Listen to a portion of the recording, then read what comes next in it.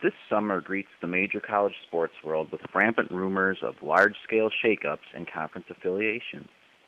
League commissioners, boards of trustees, university administrators, coaches, and boosters all tout reasons such as regional convenience, competitive balance, and camaraderie of academic peers as motivation towards rearranging the letters in the alphabet soup of conference affiliations. Any discerning critic and even more casual observers could clearly cut through the charade and see what the rumored, and in some cases even impending, realignment is all about. Once again, the almighty dollar was rearing its hefty muscle, dangling the cash clout that has become the common denominator of modern intercollegiate athletic competition. While that same platoon of power wielders that were waiting their turn to fondle the chess pieces may glibly toss out how graduation rates are actually improving among student athletes, the climate in major collegiate sports remains a study in semantic hypocrisy. Almost a decade ago, during my first undergraduate journey, I presented a speech regarding the need for intercollegiate athletic reform. I had the unfortunate benefit of citing indiscretions by student athletes attending some of the most storied universities in our land. A rape scandal at Brown University, the murder of a player by a teammate at Baylor University, rampant academic fraud and corruption at St. Bonaventure, all occurring within a 6-month span. These cases were magnified in contrast by the revolutionary work of Dr. Gordon G., who was attempting to reinvigorate the role of student athletes at Vanderbilt University.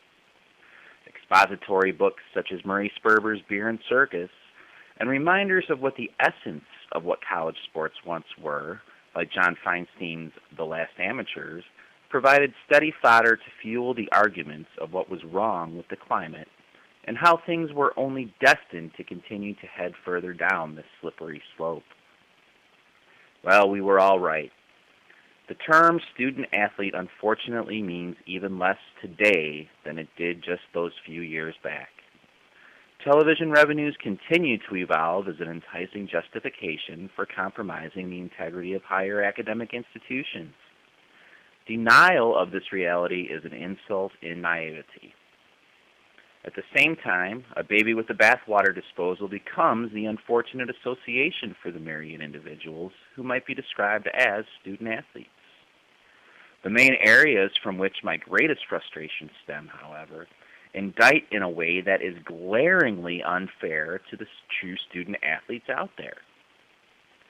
As a fan, I appreciate nothing more than a crisp autumn afternoon, side by side with 70,000 impassioned spectators. Those exquisite gladiator moments on the gridiron make Saturdays on campuses almost worth the ransom of selling out the integrity these schools claim. Fast forward to those frigid winter evenings when the thunderous dunks on the tail end of ballerina footwork bring 15,000 sets of alumni and student body feet upright, not to mention the millions of TV sets across the nation tuned in. It is so easy to fall into the hypnotic spell of the excitement of these big-time events and the splendor of their stage. Where the despicability of the predicament comes to fruition is when we begin to peel back this ripe onion's layers and sense a slight waft of an odor of uncomfortable truths. Perhaps we should pause and regroup by recognizing and acknowledging the divergence between revenue-generating and non-revenue, or sometimes called Olympic sports. From TV rights to its men's basketball tournament, the NCAA averages better than $500 million a year in revenue. That does not even include the payouts from the 28 football bowls, which, according to a recent USA Today article, exceed $184 million. Large critical factions of those who question legitimacy of the student-athlete label do so from a skeptical, aren't they really just athletes first, hand-wringing? My argument is anything but such an indictment of the learners and participants themselves. Pay for play is one change that is unlikely to happen. The NCAA remains firmly opposed. We have a model for paying players. It's called professional sports, former NCAA President Miles Brand stated. There is a thought that a scholarship is ample exchange for athletic services, and I tend to agree. To boot, student athletes are often provided with facilities and services not necessarily privy to the general student population.